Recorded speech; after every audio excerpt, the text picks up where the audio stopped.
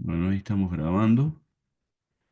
Eh, Decíamos que vamos a ver el tema de cultura urbana, cultura rural, desde este autor, Gino Germani, quien enfoca toda esta transición de un tipo de cultura hacia otro que se dio en Europa y se ha dado también en Argentina, y que se sigue dando, dado que esta transición no se genera de un día para otro, ¿no? Es decir, cuando la gente del campo va a vivir a la ciudad, no se saca un abrigo y se pone otro, entonces deja de ser alguien con estilos rurales y adopta inmediatamente el estilo de vida urbano.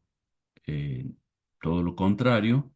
Esto es un proceso lento, incluso muchas veces de tensiones, de contradicciones, que a las personas le cuesta, cuando muchas veces señalamos, hasta a veces es imposible dejar un estilo de vida y adoptar rápidamente otro, ¿cierto? También, por supuesto, que nosotros podemos comentar que no solamente cuando alguien del campo va a la ciudad, se gesta esta tensión de modos culturales, sino que también cuando, por ejemplo, una persona deja un país y se va a otro, ¿no? Ahí, este, por más que haya vivido en una ciudad y se inserta en otra ciudad, se encuentra también con formas de ser, con costumbres diferentes, y allí el proceso también es difícil, conflictivo, y que se da en estos términos, ¿cierto? No rural-urbano, sino extranjero y nativo, ¿cierto? Algo como lo que veíamos en el texto de Norberto Elías, ¿sí? Los establecidos y marginados.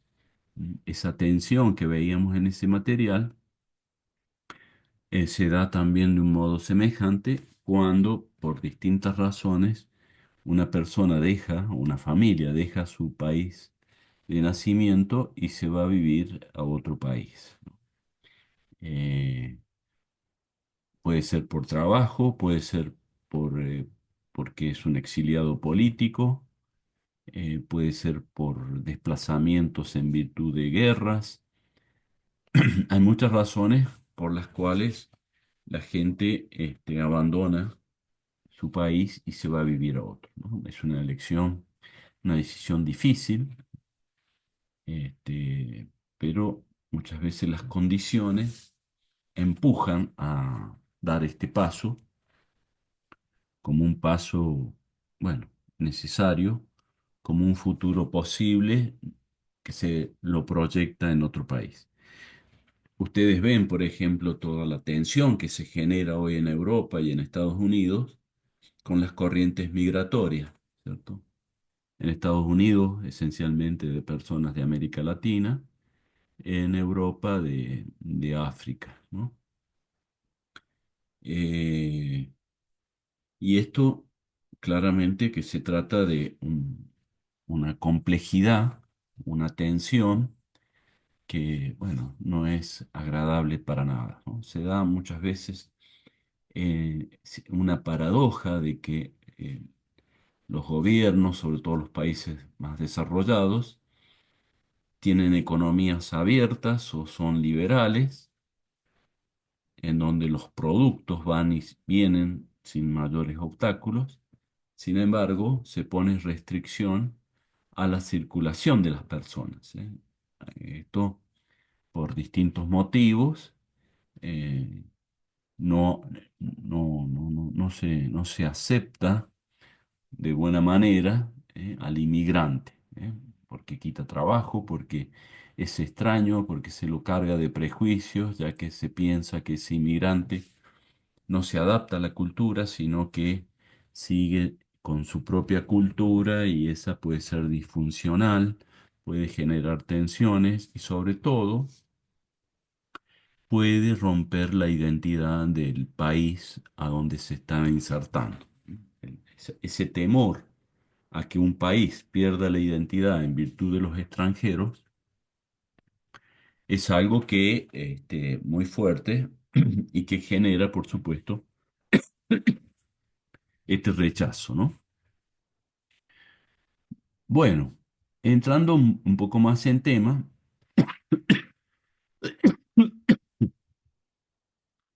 este, ¿se está viendo el PowerPoint ahí? Porque yo a veces lo veo, a veces no. No, ¿No se ve? Ahora no. no, ahora no. Recién sí, pero ahora no.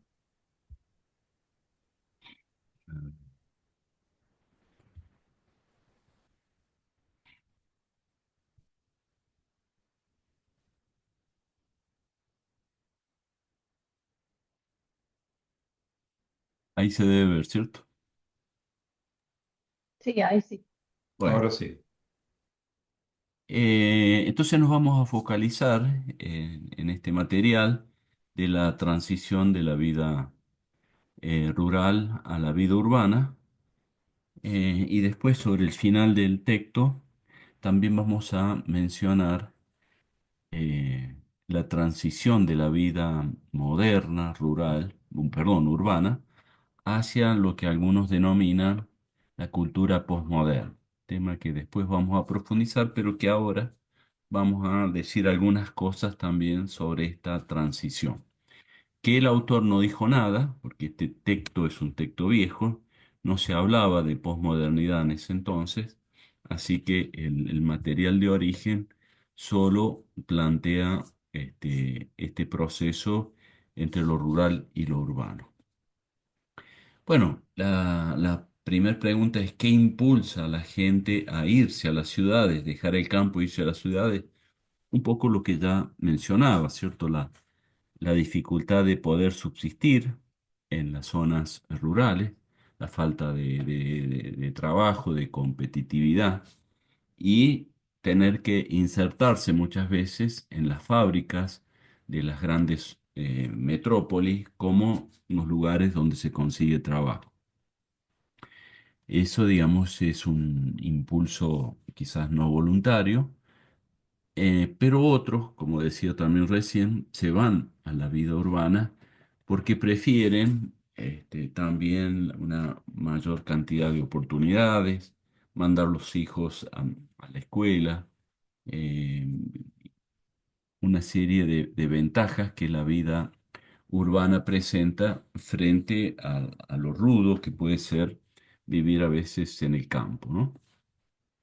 Así que ya sea de manera a veces compulsiva o por decisión voluntaria, la gente ha ido migrando, se ha ido trasladando a las zonas urbanas, con toda la complejidad que eso supone, porque, bueno, a veces las ciudades no están preparadas para tanta gente, no hay servicio sanitario, no hay vivienda, no hay centros escolares de salud y mucha de ese tránsito de personas que migraron del campo a la ciudad se fueron instalando en viviendas precarias con pocos servicios, con la idea de, bueno, esto también es transitorio, nos instalamos acá de manera transitoria y después vamos a conseguir una vivienda propia, digna, la, la ciudad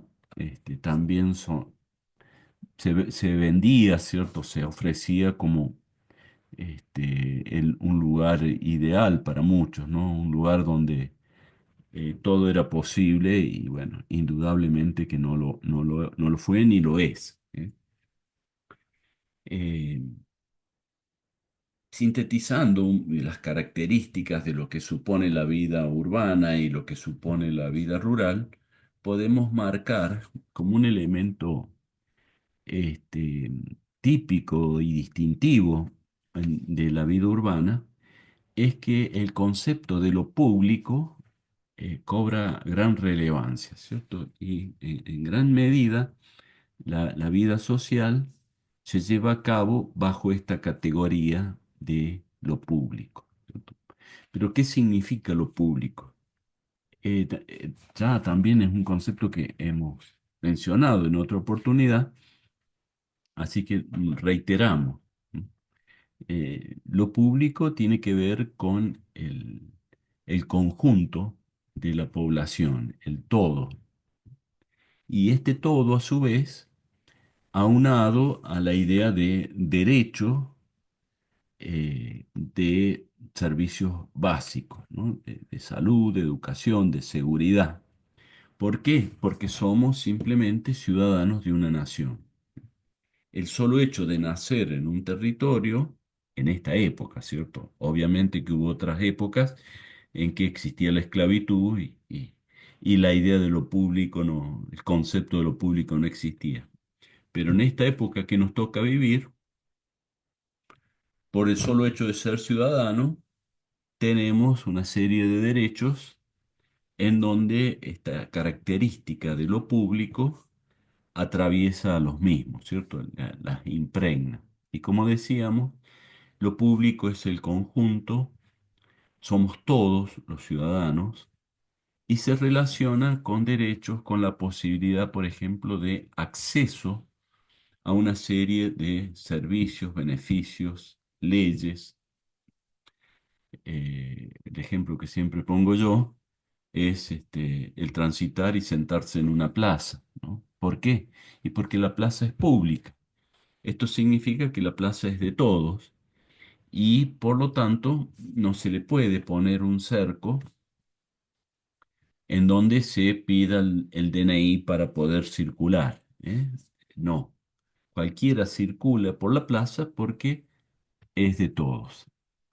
Esta noción de conjunto de derechos, de accesibilidad, está íntimamente relacionada con una institución que encarna lo público. Y esta institución es el Estado Nacional. Es el Estado el que debe garantizar, velar por lo público, por los derechos públicos, por los beneficios de que la vida social pública significa en estas épocas modernas. Eh, lo público, por lo tanto, se, se vive como un valor social, ya que nos pone, por lo menos desde el punto de vista formal, en un pie de igualdad con los compatriotas de la nación en la que hemos vivido. Esa pertenencia propia del nacimiento nos da este beneficio. Por supuesto que también lo público no son solamente derechos, sino obligaciones.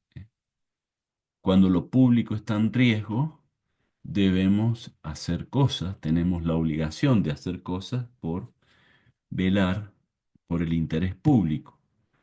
Si alguien está, no sé, rompiendo un banco de la plaza, no podemos solamente mirar y seguir de largo.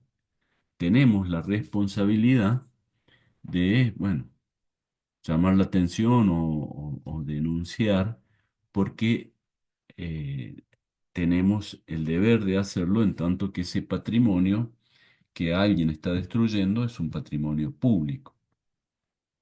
Si un político que conduce el Estado se está robando plata y nosotros trabajamos ahí cerca y nos damos cuenta que está robando, no podemos decir, bueno, no es problema mío. No, tenemos el deber también de velar por lo público y hacer las denuncias pertinentes.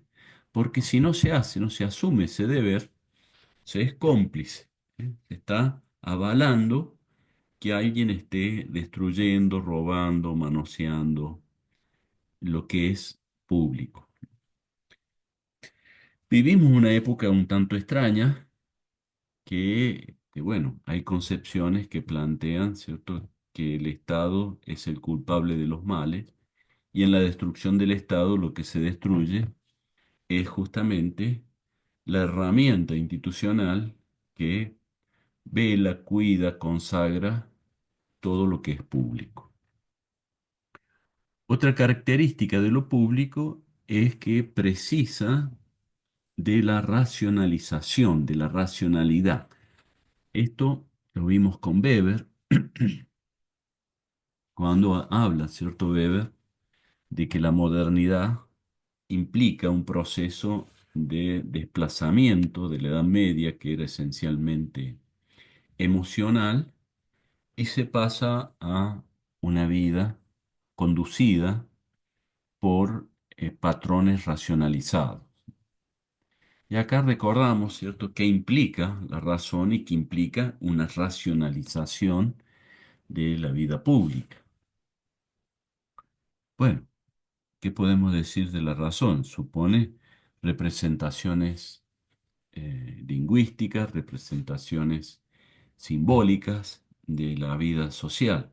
El poder nombrar, por ejemplo, un hecho, una cosa, un lugar, eh, apelando al lenguaje como un elemento racional que nos facilita tomar a esa representación en lugar de la cosa. La razón humana tiene esa potencialidad de construir representaciones.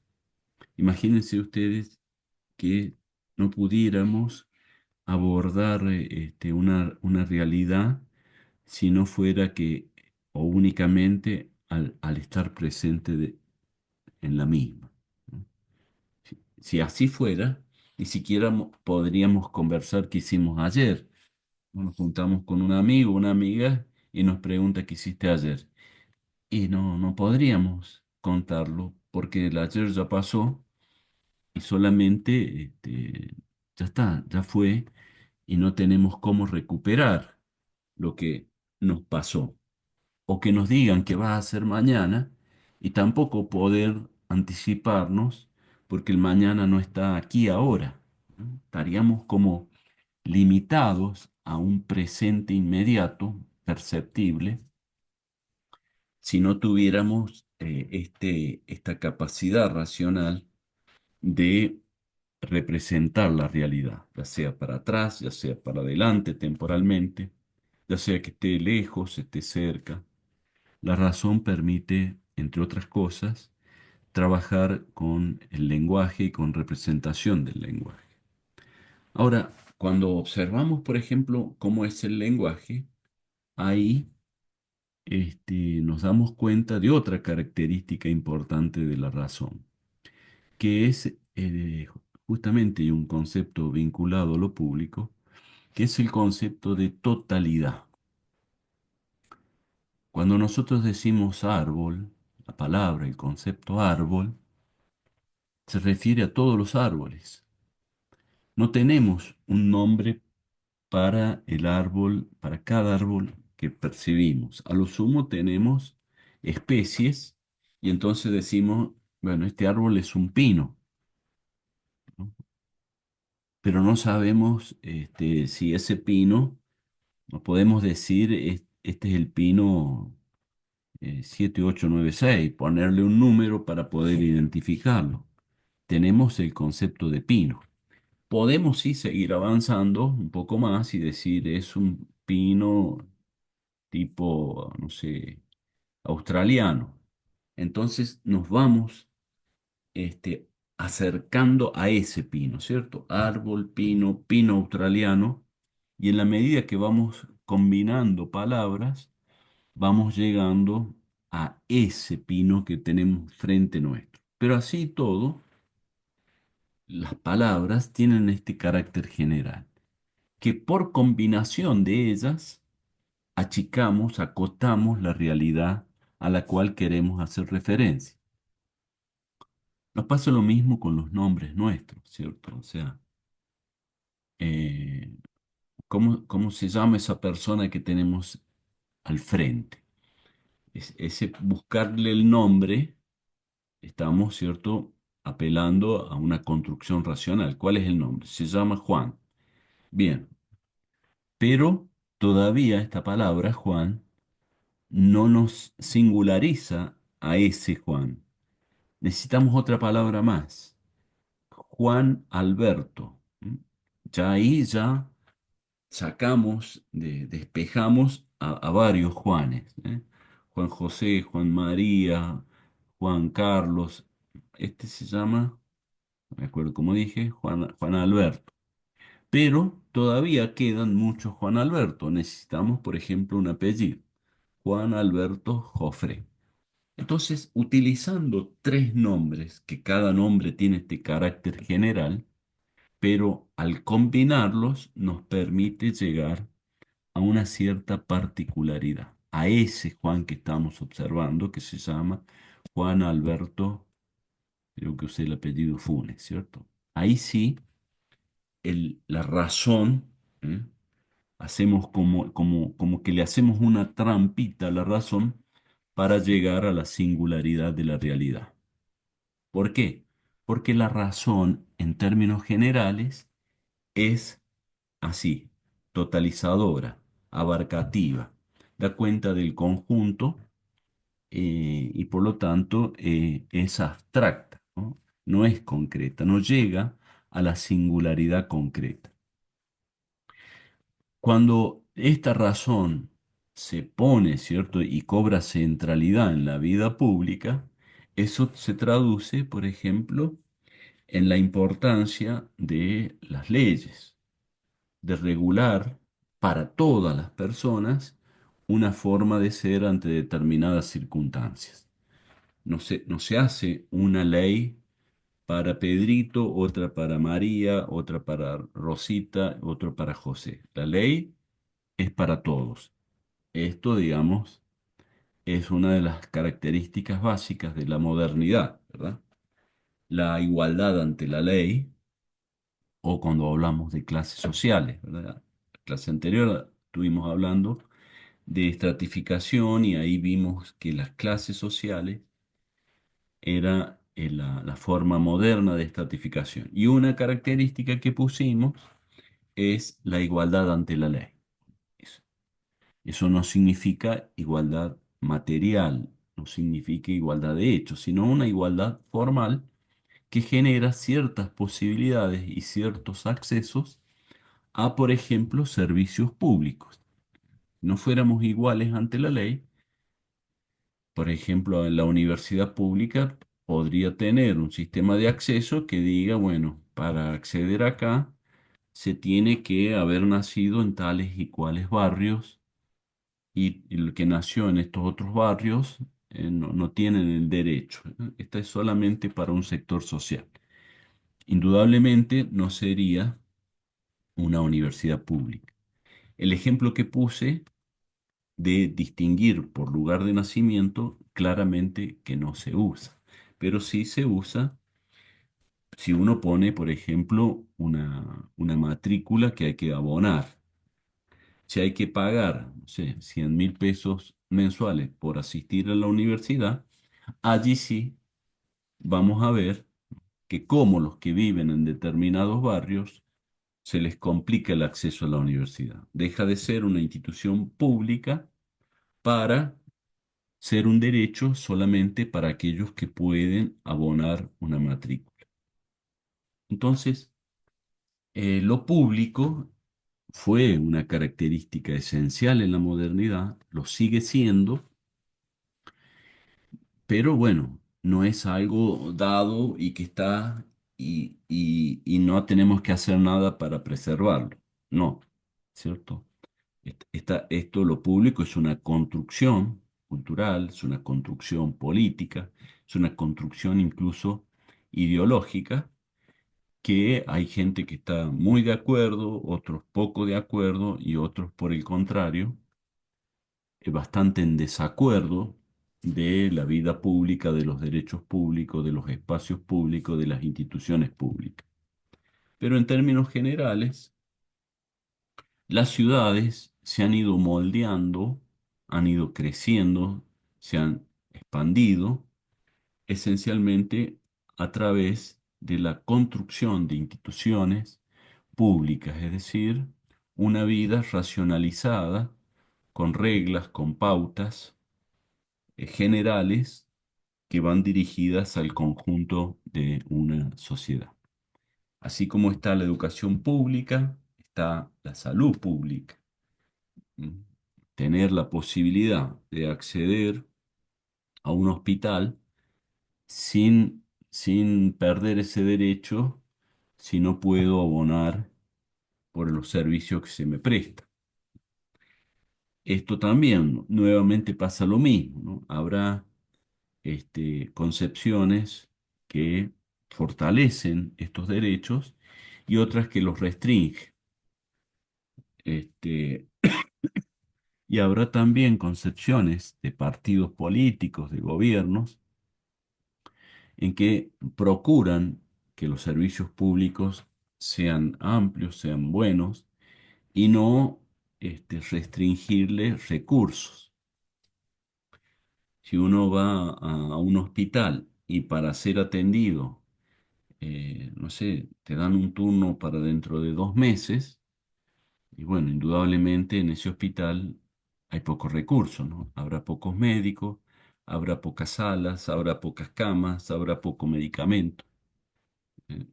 Y no es, claramente no es lo ideal tener una salud pública raquítica, ¿cierto? Con pocos recursos, porque indudablemente eso después va a afectar el servicio que se brinda.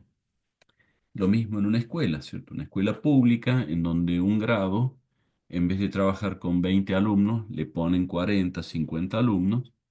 Entonces, bueno, sí, se ahorra plata, porque en vez de pagar dos salarios, se paga uno solo. Pero no es igual la educación que se recibe cuando se trabaja en grupos más chicos que un aula en donde prácticamente no entra ni un alfiler más. No, no des ideas, por favor, eso de reemplazo de docentes, achicar Bueno, por las dudas. Digo, no sé, a cómo en- estamos. sí, no, todo lo que vengo diciendo lo vengo diciendo pensando en cómo estamos, ¿cierto? La salud pública, el cuidado al Estado, lo que pasa con el Garrahan, por ejemplo, lo que está pasando con la universidad. No es solo porque fatalmente nos tocó a eso, sino porque hay una concepción, como decía antes, ¿cierto? Que el Estado y lo público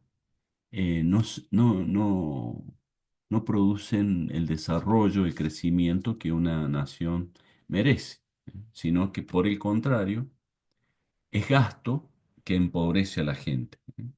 La idea de que quien defiende a lo público genera gastos y esto termina perjudicando a todos es una idea muy poderosa y que, bueno, hay no solo nuestro gobierno, sino que hay muchos gobiernos que sostienen eso. Ahora, eso indudablemente atenta contra esta idea, ¿no? De la racionalidad, de lo público, de lo que en su momento generó este proceso de modernización al cual nos estamos refiriendo. La vida rural, este, no está atravesada por esta categoría de lo público. La vida rural más bien se caracteriza por la vida en familia, una vida privada, una vida de intimidad entre los miembros que forman ese agrupamiento pequeño. Ese núcleo de familia es un núcleo pequeño, es un núcleo en donde, bueno, la vida económica y la vida afectiva y la vida cultural se fusionan, se integran en esa unidad familiar. La familia es el centro de todo, de la economía, de la cultura, de la educación. eh, Y por lo tanto, bueno, las relaciones que se llevan a cabo son relaciones que se dan no como en la vida pública, que son instrumentales, que son anónimas, sino que las relaciones, las interrelaciones, están caracterizadas por el conocimiento, el reconocimiento y la confianza del otro con el cual se interactúa. En la vida pública, como hemos dicho muchas veces, ¿cierto? Uno necesita comprar pan para comer el mediodía. Y bueno, va caminando y ve una panadería. Bueno, perfectamente, aunque nunca haya entrado en esa panadería, puede parar, comprar medio kilo de pan y llevarlo a la casa. No conocía la panadería, obviamente no conoce al vendedor, a la cajera o al cajero. Sin embargo, pudo llevar a cabo esa transacción, esa interacción con alguien que no conocía. Son una acción o una interacción instrumental. En la vida rural, esto no sucede, ¿cierto? Para empezar, que no hay así, uno va caminando y encuentra panadería, sino que el pan se hace habitualmente en la familia y si no la hace cada familia el pan, posiblemente el vecino, que al mismo tiempo es pariente, es el que hace pan. Y se intercambia el pan por alguna otra cosa que hace esa familia vecina, ¿sí? O sea, el intercambio entre familiares, entre vecinos, es muy habitual y esto, digamos, no son interrelaciones instrumentales. A lo mejor si se cambia, por ejemplo, pan por unas gallinas, bueno, no se lleva un sistema métrico ese intercambio. Te di pan durante todo el mes, bueno, ¿cuántas gallinas son? Y a lo mejor son 8 gallinas, o un mes pueden ser 10, otro mes pueden ser 4, otro mes pueden ser 12. El cálculo métrico preciso no está presente, sino que es un gesto que parece en mucha medida desinteresado, ¿no? Esta idea de intercambios desinteresados la vamos a retomar cuando veamos Bourdieu, porque es una característica que él subraya como un elemento típico justamente del estilo de vida eh, precapitalista, ¿no? La vida rural, de alguna manera, es el estilo de vida previo al capitalismo, que sí, obviamente, se asocia más a la vida urbana, a la vida industrial, a la vida de las grandes ciudades, del Estado, de la escuela pública, de estas instituciones públicas que estamos hablando.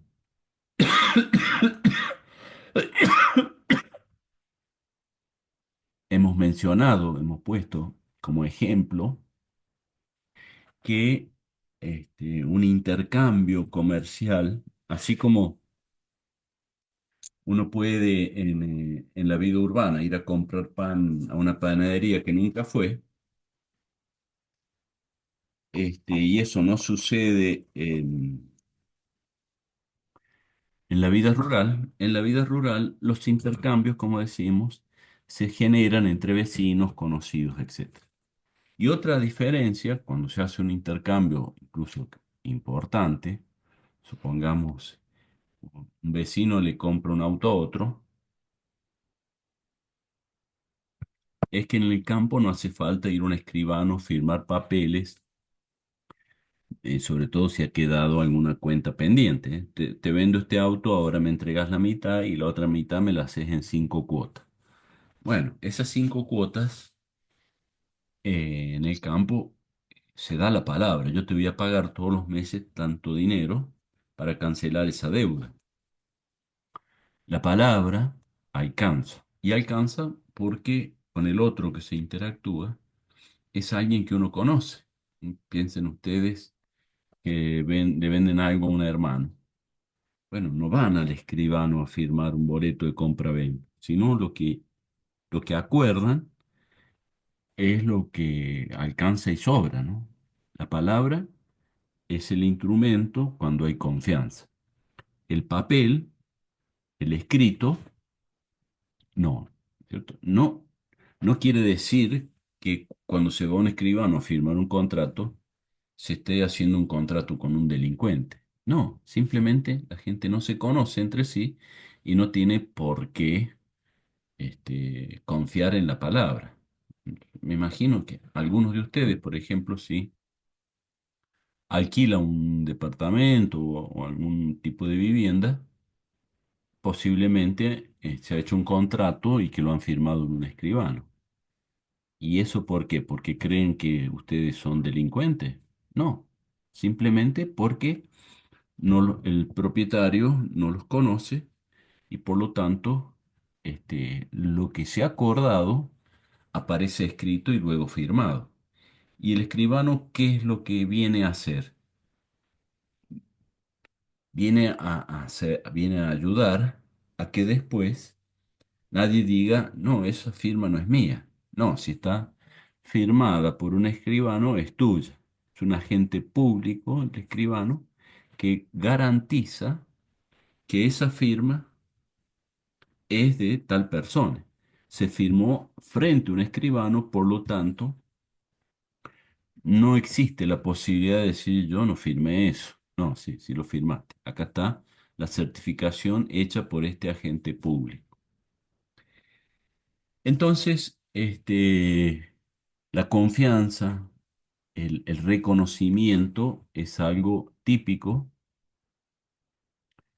en la vida rural, ¿no? Bueno, eh, como decíamos, Gino Germani, que es el autor de orientación de este trabajo, en parte también sigue lo escrito por Talcott Parsons, ¿no? Un autor norteamericano destacado, y que va a plantear justamente esta confrontación de cultura entre un sistema y otro, patrones culturales que nos hacen ser de una manera o de otra. En términos generales, plantea Parson, ¿no? que me salté una filmina de esta. Pero igual podemos retomar la idea, ¿cierto? En términos generales, va a señalar que la vida en la ciudad es más electiva, mientras que la vida en el campo es más prescriptiva. Estos dos conceptos, prescripción y elección, son dos conceptos generales que van a caracterizar distintas prácticas más puntuales, ¿eh? Una, eh, donde lo prescripto orienta esas prácticas, y otra en donde la elección orienta esas prácticas, ¿eh? Elección es un concepto fácil de entender, ¿cierto? Yo elijo con quién casarme, yo elijo dónde trabajar, yo elijo qué estudiar, yo elijo qué ropa ponerme, yo elijo si salgo de vacaciones o no salgo, yo elijo de qué color pintar mi casa, yo elijo si hago una ceremonia a los 15 a mi hija, y si hago la ceremonia, elijo a quién invito. O sea, lo que uno hace tiene como fuente la elección, la libertad de decir, vamos a hacer esto.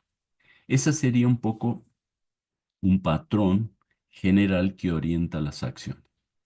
En cambio, el concepto de prescripción significa que lo que uno va a hacer está previamente establecido. Hay una matriz, un modelo que nos dice cómo hacer tal o cual cosa. Prescripto es, nos viene dado, ya se señaló y por lo tanto no hay que innovar, no hay que inventar, no hay que elegir, sino hay que respetar lo que nos viene prescripto, ¿eh? Y acá se pone en juego entonces dos estilos de vida diferentes. En la vida rural, lo prescriptivo es mucho más fuerte que en la vida urbana.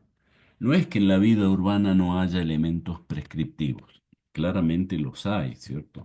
Si no, no existirían leyes o reglamentos, ordenanzas, ¿eh? Nosotros en la universidad Hay una ley general que rige para todas las universidades, pero después dentro de la universidad tenemos ordenanzas, tenemos estatutos, tenemos resoluciones, que son distintos modos de prescribir cómo se lleva a cabo una actividad u otra.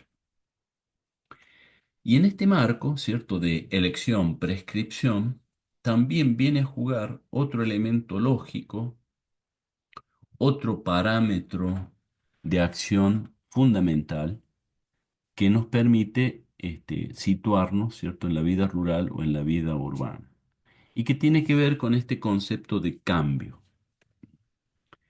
La vida moderna, la vida urbana, está más predispuesta a los cambios, incluso en determinadas circunstancias se busca el cambio, se premia el cambio, mientras que en la vida rural el cambio no es muy bien visto. Más vale, hay que ser más conservador.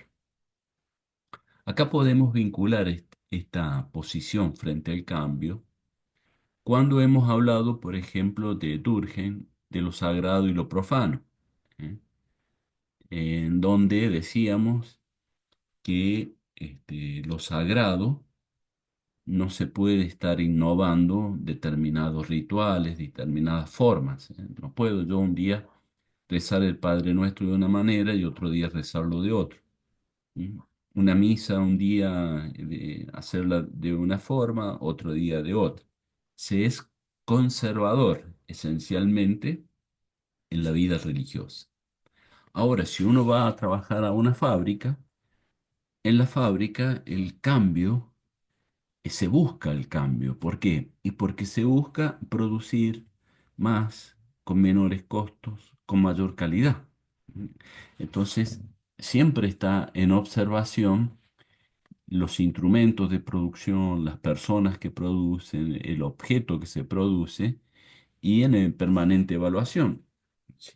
Si estoy produciendo de esta forma y esta forma me ocasiona muchos gastos que me deja poco o nada margen de ganancia y tendré que transformar algo, tendré que cambiar algo para aumentar la ganancia. Entonces, en la vida económica el cambio está siempre presente. En las ciencias el cambio pasa lo mismo. Los científicos por ahí establecen una verdad determinada, pero no se toma esa verdad como algo sagrado. Hoy es verdad esto, hoy, no sé, la mejor cura para la gripe son tales drogas, pero eso no significa que no se pueda investigar nuevos remedios para abordar la cura de la gripe. El resfrío, que es una enfermedad tan sencilla, sin embargo, cuesta encontrarle buenos medicamentos. Y eso no implica que no se esté buscando. Se busca, se invierte dinero en investigación para encontrar mejores medicamentos a los que hoy existen. O sea, cambiar el modo de tratamiento que se utiliza hoy. Permanentemente la ciencia también busca nuevas tecnologías para, bueno, lo mismo, ¿cierto? Conseguir mayores beneficios con menores costos, con menor tiempo. Y eso, es algo que supone el cambio, ¿no? Cambiar. Entonces, eh, la vida rural es una vida resistente al cambio. La vida urbana, por el contrario, está abierta al cambio. En la vida rural, el que cambia suele ser sancionado. En la vida urbana, el que cambia suele encontrar premio, ¿no? Tanto es así la diferencia frente a esta actitud de cambiar. Lógicamente es cierto que estoy poniendo casos exagerados y que lo que uno plantea tiene cierto límite, ¿no? No por vivir en la ciudad uno va a cambiar todos los días de trabajo, uno va a cambiar todos los días de pareja, uno va a estar cambiando cosas que son de la esfera de lo emocional, de la supervivencia, que más vale conservarlas porque bueno, hacen a nuestros afectos, ¿cierto? Si uno no puede estar cambiando de pareja todos los días, ¿no? ¿Por qué? Bueno, simplemente porque la pareja que uno tiene hoy está enamorado. ¿Por qué vas a cambiar de pareja si estás enamorado de esta pareja? Se cambiará cuando no hay emociones, ¿cierto? Cuando no, se es indistinto, no hay afectividad, pero no hay por qué cambiar si el nexo está atado con, con afectos. Bueno, entonces decíamos la prescripción y la elección y el tema del cambio como elementos claves. Ahora sí, volviendo a lo que recién me había anticipado un poco, Talcon Parsons va a dar cuenta de este proceso de transición, el cual, repito, ¿no? Que ya lo decíamos, la transición no se da un día, me fui del campo y aparecí en la ciudad y me fui a dormir en la ciudad. Luego me desperté y soy un ciudadano igual que cualquier otro. No, soy un ciudadano que sigue siendo como era en el campo. Ahora lo que sucede es que estoy en la ciudad, pero yo soy igual al de ayer. Entonces, de a poco, muy de a poco, me voy a ir integrando, adaptando. Esto es lo que quiere decir transición. Es un tránsito que lleva mucho tiempo cambiar estas formas culturales. Y en estos procesos de transición generan tensión, generan conflicto, porque, bueno, es difícil, ¿cierto? Es difícil dejar de ser como uno era y adoptar una modalidad nueva, distinta, eh, que es la que se está demandando en un lugar determinado. La gente que muchas veces habla en la ciudad con tonada de campo puede ser sujeto de burla, de desprecio. Pierre Bourdieu, que vamos a ver después, era de las zonas rurales de Francia. Y él siempre cuenta que sufrió bullying en la escuela cuando se fue a París, ¿no? Y sufría siempre burla de colegas, incluso de grandes, porque su tonada pueblerina no la había dejado. Y bueno, y eso hizo, digamos, que este autor, entre otras cosas, se dedicara, ¿cierto?, al tema del lenguaje, la discriminación que se puede ejercer muchas veces por no tener, justamente en este caso, la tonada del parisino típico de la ciudad francesa, ¿no? Con lo cual, lo doloroso, la tensión para un francés de un pueblo ir a vivir a la metrópolis, imagínense los dolores, las dificultades que puede tener alguien que incluso viene de otro país, ¿cierto? En donde ya sin hablar ya se dan cuenta que es un extranjero, ¿cierto? Entonces, lo primero que va a aparecer es una conducta de desconfianza, distanciamiento, y todo eso, ¿cierto? Puede llevar a conflictos, a tensiones, a dificultades. Con lo cual, la identidad que teníamos, la continuamos, la llevamos ante cambios de lugares y de a poco vamos transformando esos patrones culturales.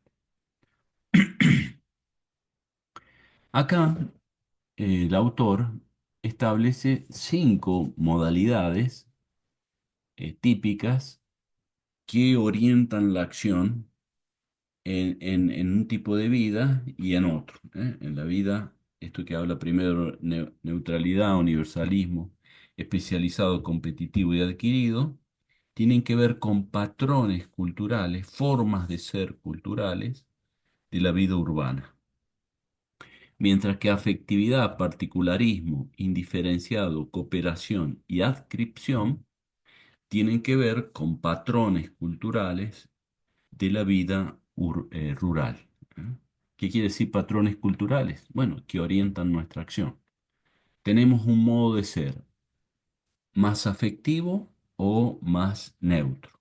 Si somos más afectivos, significa que que nuestro estilo rural es más preponderante que nuestro estilo urbano. Eso en términos generales, pero ahora veamos cada uno de ellos qué significa. Incluso el autor, yo acá no lo hice, pero eh, pero sí hice las columnas, ¿cierto? Porque relaciona cada par de patrones entre sí. O sea, neutralidad la relaciona con afectividad, universalismo con particularismo, especializado con indiferenciado y así, ¿verdad?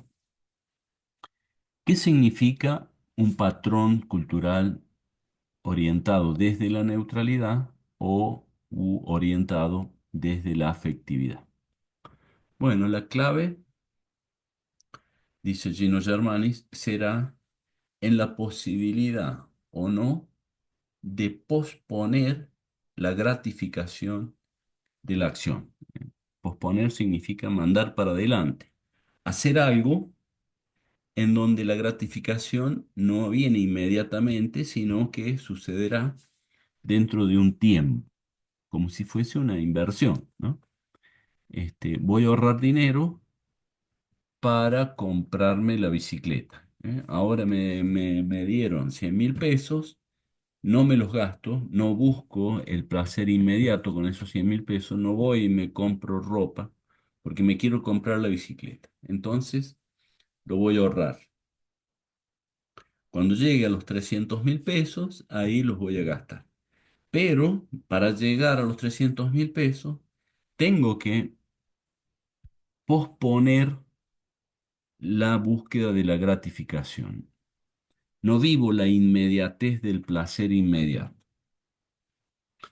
Según este autor, la vida urbana nos va siempre empujando a posponer nuestros placeres inmediatos, a mandarlos para adelante.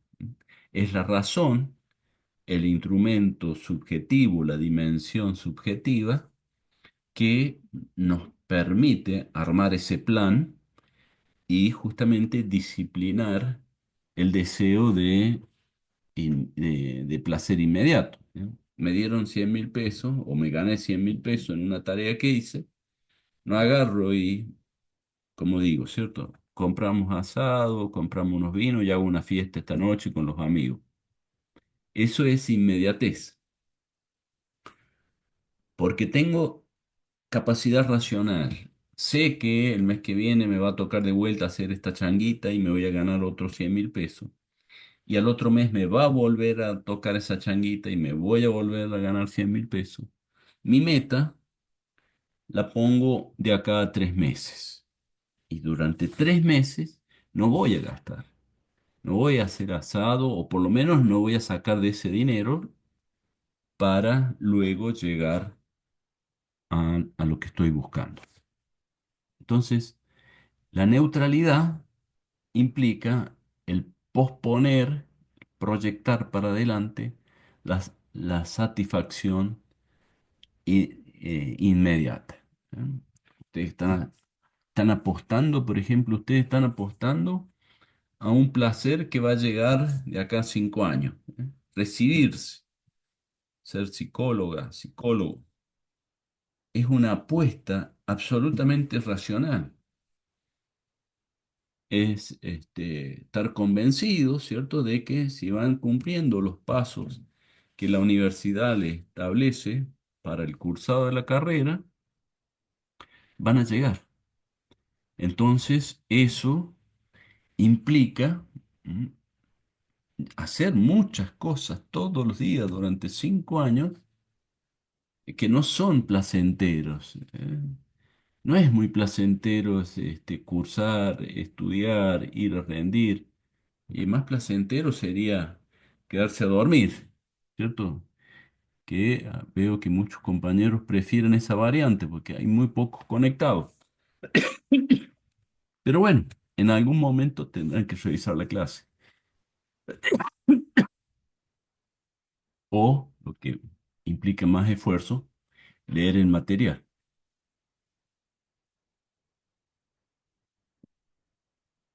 Perdón, vuelvo a pedir perdón, pero estoy con la garganta mal. Bueno, esa es una. Universalismo versus particularismo. ¿Qué quiere decir esto? Acá, la clave para distinguir estos patrones variables tiene que ver con la figura de la persona con la cual uno interactúa. Una interrelación particularista significa que el otro con el que estoy interactuando lo conozco, lo reconozco. También se suele denominar a esto, por ejemplo, relación cara a cara, ¿eh? La cara del otro y mi cara, la cara del otro para mí es conocida y mi cara para el otro también es conocido. Personas establecen relaciones entre conocidos, reconocidos, parientes, amigos, vecinos, particularista. Universalista, no. El universalista, uno establece una relación sin necesidad de conocer, ¿no? El ejemplo de la panadería es lo típico. Uno intercambia pan con un vecino, particularista. O va y paga medio kilo de pan en una panadería en una ciudad, sin conocer a las personas. Universalista. Ahora, de vuelta, como decíamos hace rato, estos parámetros son categorías generales en donde no es que en la ciudad no se den relaciones particularistas, claramente que sí, ¿eh? Y muchas veces ese particularismo está más presente incluso en instituciones públicas que lo que debería darse. Les voy a poner un ejemplo. Supongamos en un hospital, en una universidad, en una escuela, en la policía, en una institución pública, alguien se jubila o renuncia y deja un trabajo. Entonces, en la institución queda esa vacancia del cargo de la persona que se fue. Pongamos un médico clínico, no un médico cirujano, en el hospital acá Ramón Carrillo.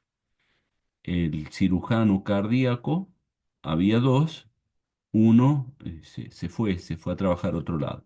Entonces quedó una vacancia ahí de un cargo de médico cirujano cardiovascular. ¿Qué es lo que debe hacer, cierto, el director del hospital? ¿Qué es lo que corresponde hacer en una institución pública que se precie justamente de ser una institución transparente, de calidad? Bueno, lo que no puede hacer es agarrar y llamar a un amigo que tenga y decirle, che, te ofrezco este cargo. ¿Mm? Eso sería particularista. Como lo conoce a ese cirujano, le ofrece un cargo e incluso el cirujano le puede decir, ¿sabes qué pasa? Que ahí tendría que trabajar, no sé, 6 horas por día y no puedo. No puedo porque solamente tengo disponible 4 horas. Y el director dice, bueno, no importa, ven y trabaja por 4 horas. Con tal de que seas vos el que ocupes ese cargo. Sos vos, prefiero que seas vos y no alguien que desconozco. Ese tipo de cosas suelen pasar, lamentablemente suelen pasar. Lo que corresponde es avisar al mundo de médicos, por lo menos los médicos que están acá en San Luis, que se ha generado esta vacancia y que se inscriban todos aquellos que tienen interés por ocupar ese cargo. A lo mejor no se inscriben muchos, se inscriben cuatro, se inscriben tres, pero de esos que se inscribieron, un tribunal, no solo el director, sino por lo menos dos personas más, analizan la formación, la experiencia que tiene cada uno de ellos. Y se va a quedar con la persona que está más capacitada para cubrir ese cargo. Bueno, ese procedimiento de concurso público que se llama, fíjese acá aparece nuevamente la palabra público. ¿Por qué es público? Porque era abierto a todo aquel que tuviera el título, ¿verdad? El título de cirujano y que hubiese realizado una especialización cardiovascular. Abierto a ellos, pero abierto. ¿Eh? No se le pregunta el apellido, no se le pregunta a los parientes, dónde viven, nada. Eso es universalismo. ¿Eh? No se mira la cara del otro, sino que se toma una decisión según los criterios que ese cargo demanda. Fíjense en ustedes un ejemplo también importante para caracterizar estos patrones variables es la representación simbólica de la justicia. La justicia se encarna simbólicamente en una mujer que tiene los ojos vendados, en una mano la espada y en la otra una balanza. Estos tres elementos, vendarse los ojos, la balanza y la espada, son signos muy cargados de simbolismo y todos ellos apuntan a que la decisión de la justicia, el clavar la espada del juez, tiene que ser equilibrado. Por eso la espada es la sentencia. Equilibrado. ¿Equilibrado qué significa? Equilibrado significa que la sanción no puede ni ser menor ni ser mayor a la transgresión cometida. Si alguien se robó una gallina, la sentencia no puede ser cortarle la mano. ¿Por qué? Porque es desproporcionada la sanción con el delito. Y si alguien se roba, no sé, medio país, no puede ser que solamente, ¿cierto?, se la mande a la casa con teléfonos, con internet y todos los beneficios posibles. Es desproporcionado el delito con la sanción. Tiene que haber un equilibrio entre el delito y la sentencia. Y lo más interesante de todo, que justamente tiene que ver con esto de universalismo, particularismo, es el hecho de tener los ojos vendados. Los ojos vendados es porque la sentencia no debe observar a quién le cae esa sentencia, sino que lo que tiene que ver es qué hizo esa persona, no quién es esa persona. Si uno mira quién es y ese mirar quién es me incide en mi decisión, bueno, estoy tomando una decisión particularista y no universalista. Si, no sé, ¿cierto? Si yo tengo un político que ha cometido una transgresión importante y el juez, los jueces que lo van a sentenciar son amigos, bueno, indudablemente que la sentencia va a ser leve. Si en vez de amigos son enemigos, y posiblemente la sentencia sea mayor a la que le merecía. Entonces hay que evitar también que quienes toman estas decisiones en instituciones públicas guarden relación de afecto o de desafecto, ¿cierto? De amor u odio con las personas con las cuales se va a tomar, en este caso, ¿cierto? Una decisión tan importante como es el tema de la libertad de los seres humanos. Por eso, el juez y el símbolo de la justicia es vendarse los ojos. Bueno, es simbólico, ¿cierto? Pero muchas de las tareas de la institución pública debieran tener esta orientación en sus funcionarios. Imagínense nosotros cuando tomamos una evaluación. No podríamos poner una nota a algunos de ustedes que puedan ser nuestros parientes y a los que no son parientes otro tipo de nota. Eh, a algunos, si piensan ideológicamente como uno, le ponemos un par de puntos más y a los que piensan distinto, le bajamos la calificación. Indudablemente que eso sería injusto, sería un trato particularista inadecuado, ¿no? Un Estado llama a licitación para comprar, para construir un edificio. Bueno, a la empresa que se debe elegir para construir ese edificio debe ser la que nos garantiza mejor precio y mayor calidad en la construcción, no aquella empresa que me garantiza un retorno de un porcentaje del dinero que se le va a enviar. ¿Mm? Algo típico en nuestro país, ¿cierto? La construcción con retornos. O comprar un medicamento a determinado laboratorio porque con ese laboratorio me garantizo de un retorno.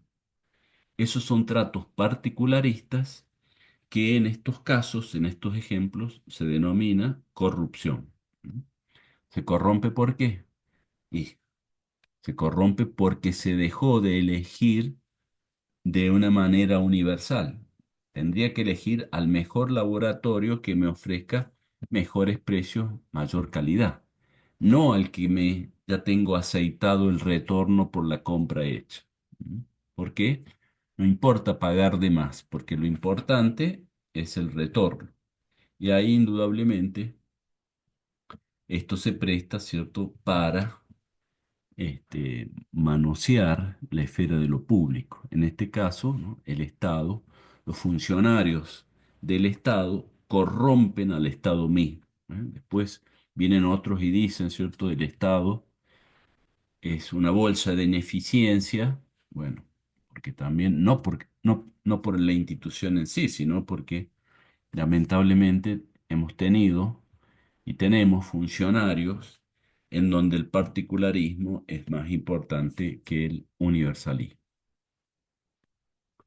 Bueno, otra característica, ¿cierto? Universalismo, repetimos, ¿no? Lo predominante en la vida de la ciudad, el particularismo, lo predominante en la vida urbana, rural.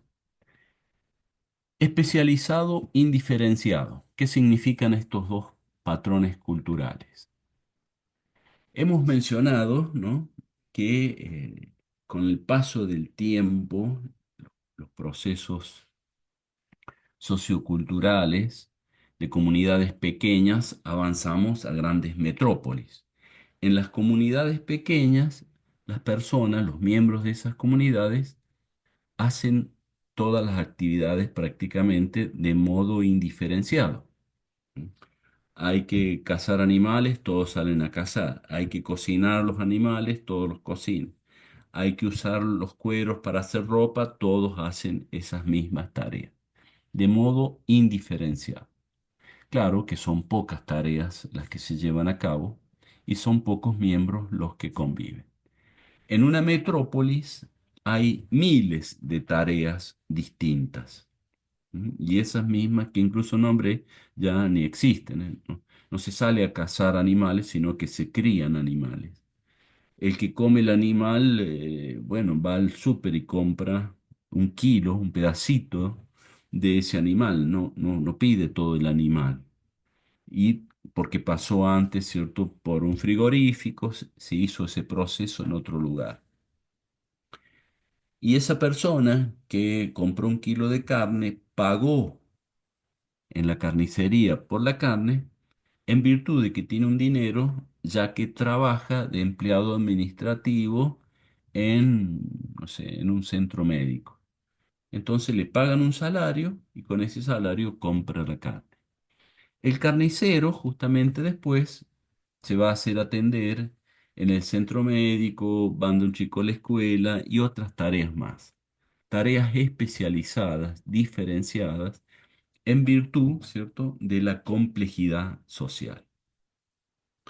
Entonces, la complejidad demanda de que nos formemos de modo especializado. Ustedes, si hubieran nacido hace 200 años, no existía la carrera de psicología. Y si hubieran tenido la misma vocación por la salud psíquica, lo que deberían haber estudiado era filosofía, lo más cercano que se podía haber ocupado de la salud mental de la gente. O a lo mejor, como Freud, medicina, y después psiquiatría. Pero con el paso del tiempo, esos conocimientos fueron creando la carrera, fueron creando estas áreas especializadas de conocimiento humano. Con lo cual, este proceso, ¿cierto?, de especialización es lo que va caracterizando el mundo contemporáneo, el mundo de las ciudades, de las grandes urbes, y obviamente tenemos que capacitarnos de modo diferenciado, especializado, y no de modo enciclopédico, ¿eh? No podemos saber todo de todo y ser capaces de hacer todo de todo, ¿eh? No. Se rompe la heladera, bueno, hay un técnico para heladera, no tenemos por qué cada uno de nosotros ser técnicos en refrigeración. Se tapó el calefón, bueno, habrá que buscar un gasista. Y así todo, ¿cierto? No, tenemos un problema de salud, habrá que ir a un centro médico.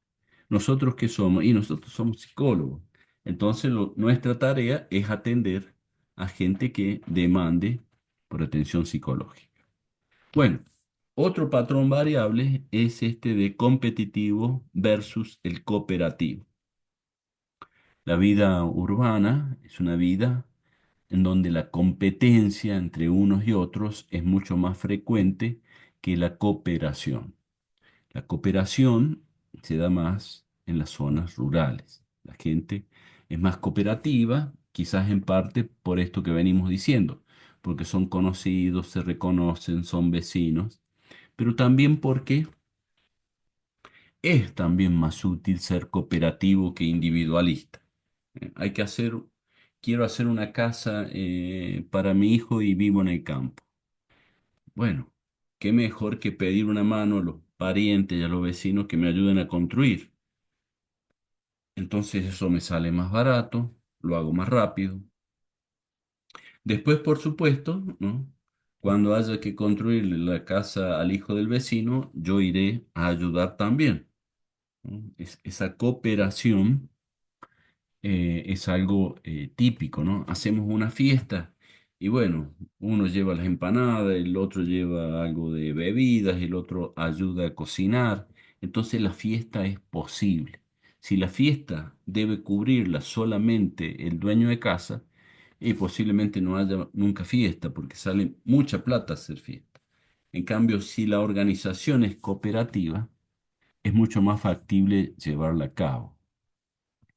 La cooperación es un tipo de práctica muy poderosa que, bueno, a veces en las ciudades, en las grandes urbes, no surge espontáneamente. Por eso también se dan muchas actividades de ONG, que significan organismos no gubernamentales, que trabajan, por ejemplo, en barrios humildes y el trabajo muchas veces consiste en generar organización cooperativa en esos núcleos, ¿eh? Que la gente se organice para conseguir, para demandar servicios que a lo mejor no tienen. Organizarse para ayudar a los chicos en la escuela. Organizarse para generar una campaña de vacunación. Organizarse para sacar deschatarrar, creo que se dice, sacar los chatarros que juntan agua y que pueden ser un foco de mosquitos y de dengue. Todo eso solo no se hace, el Estado no llega, la municipalidad no llega, entonces las formas cooperativas suelen reemplazar a la presencia de autoridades públicas o funcionarios públicos que realizan la labor. Muy valiosa, la gente que generalmente y de modo desinteresado ayudan en ese sentido, ¿no? La cooperación. Lo competitivo no es que lo competitivo sea gente siempre avara, individualista.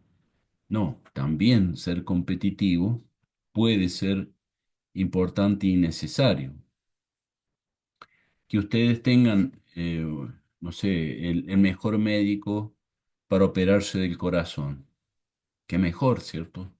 Ahora le dicen, mira, este médico que te va a operar el corazón es un médico que entró al hospital porque le dio una mano a entrar al otro médico especialista en riñón. Sabe un poquito más de riñón que de corazón, pero no te preocupes que te va a operar bien igual. No, eso no, ¿verdad? Lo mejor sería el tipo más competitivo que hay para operarme del corazón, no el que se hizo un favor como devolución de un acto cooperativo en otro momento. Esta persona me facilitó un préstamo cuando tuve que hacer el cumpleaños de 15 de mi hija y me ayudó. Ahora yo le ayudo como director del hospital dándole un cargo. Epa, para que el cargo que le estás dando es un cargo de alguien formado, es para gente joven, es así, está prescripto cómo es el cargo que hay que dar.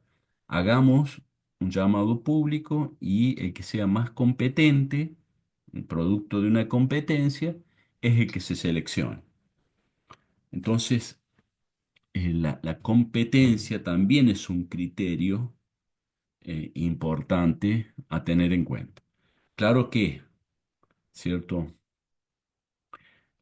Cada uno tiene sus espacios y su lógica, pero muchas veces se es competitivo cuando debiera hacerse cooperativo y otras veces se es cooperativo cuando se debiera ser competitivo. Hay que visualizar qué es lo correcto en cada hecho, en cada situación determinada. Estudiar, por ejemplo, es bueno estudiar en grupo, intercambiarse los apuntes, debatir cooperativamente. Eso es muy, ayuda mucho al aprendizaje. Ahora, al momento de tomar examen, la cooperación, che, pásame la respuesta de la pregunta 5, ya eso ya es trampa, ¿eh? Ahí no va. No cabe la cooperación. Sí, fue pertinente para estudiar, pero después cada uno frente al parcial. ¿Eh? Esas son las reglas de juego. Y bueno, habrá quien saca 9, 10, 8, 6, 4, 3. Se supone, o lo que uno busca es que esa nota refleje el esfuerzo de cada uno que hizo en el estudio. Bueno, por último, esta distinción, adquirido versus adscripto. ¿Qué significa? Lo adscripto es lo que nos viene dado por ser miembro o pertenecer a un grupo por sí. ¿Mm? Por ser miembro de una familia tradicional de la comunidad de San Luis, entonces consigo trabajo, entonces voy a comprar un auto y me dan crédito, entonces consigo cosas. ¿Por qué? Por el apellido que tengo. El apellido que llevo acá en San Luis es tradicional, pertenece a las altas familias de la sociedad puntana. Eso es adscripto. Adquirido es que lo que uno consigue, lo consigue por el esfuerzo propio. ¿Eh? Si sacó un 9 en la evaluación, es porque contestó 9 de 10 preguntas correctas. No, se sacó 9 porque era, no sé, no quiero poner nombres no quiero poner apellidos para no generar susceptibilidades, pero bueno, una persona, imagínense ustedes, ¿cierto? De un apellido ilustre de San Luis. Dado que es fulano y fulano de tal, le vamos a poner un 9, che. Le vamos a poner un 9. Mira, este es hijo del rector. Entonces le vamos a poner un 9 porque después le vamos a pedir que nos lleve a hablar con el rector. Bueno, eso está mal, ¿cierto? Lo que correspondía era que la nota reflejara lo que el esfuerzo que hizo y lo que adquirió se corresponde a ese esfuerzo que hizo. Entonces, adquirido tiene que ver con el esfuerzo de cada uno. Adscripto por algún lazo de pertenencia, ¿cierto? Pertenezco al partido gobernante, por lo tanto consigo trabajo en el Estado. Mal, muy mal. Otra desviación más. Los trabajos en el Estado deben cubrirse por concurso, no por la pertenencia a un partido. Ustedes podrán decir, pero no sé, se necesita de funcionarios de confianza. Sí, pero los funcionarios, supongamos en la universidad, ganó el rector la elección, hay 4 o 5 cargos nomás, que son los que le siguen a él, que él designa. El resto son más bien cargos técnicos que pueden perfectamente cubrirse por concurso. La universidad es bastante así.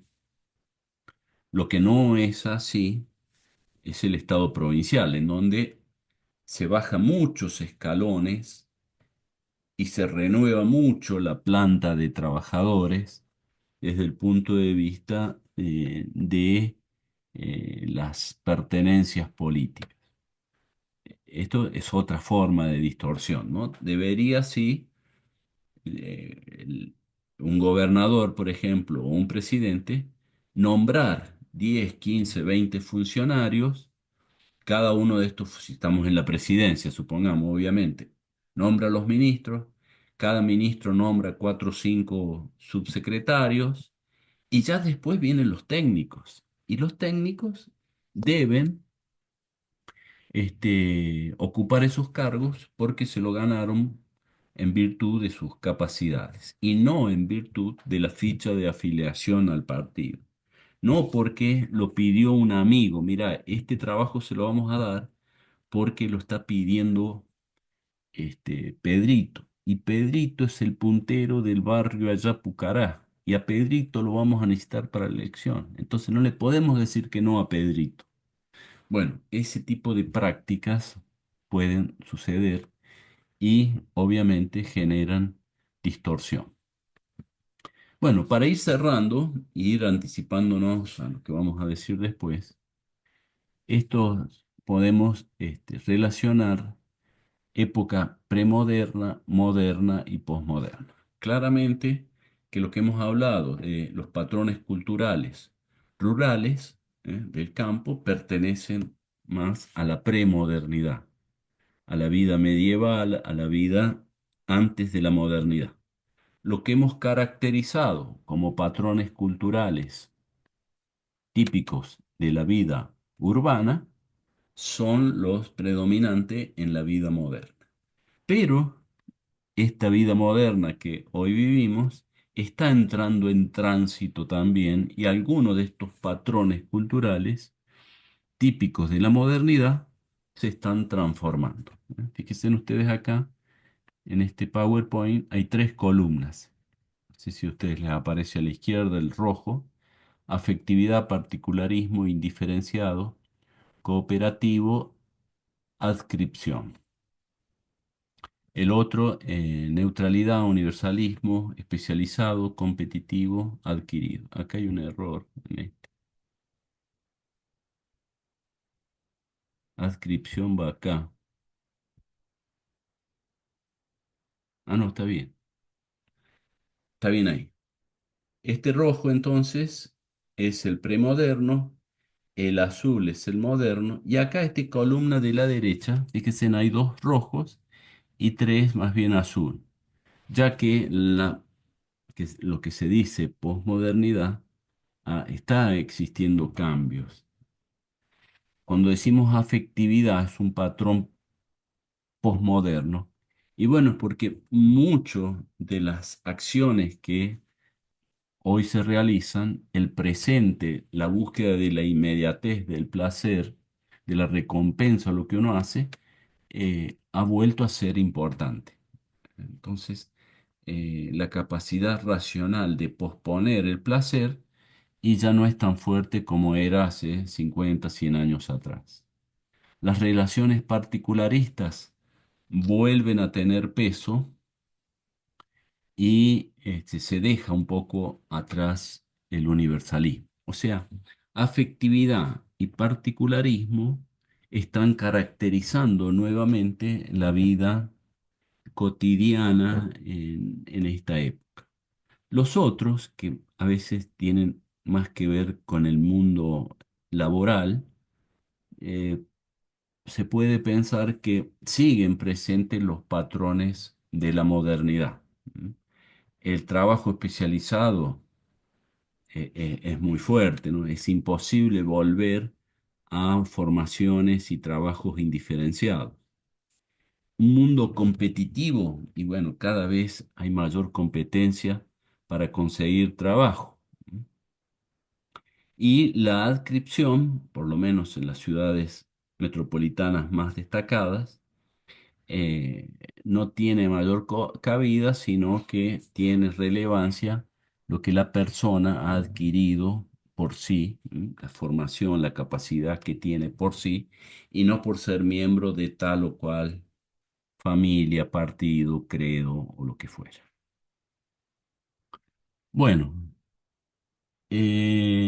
yo dejaría acá, si por supuesto quedan unos minutos, así que si hay dudas, las podemos comentar, preguntar.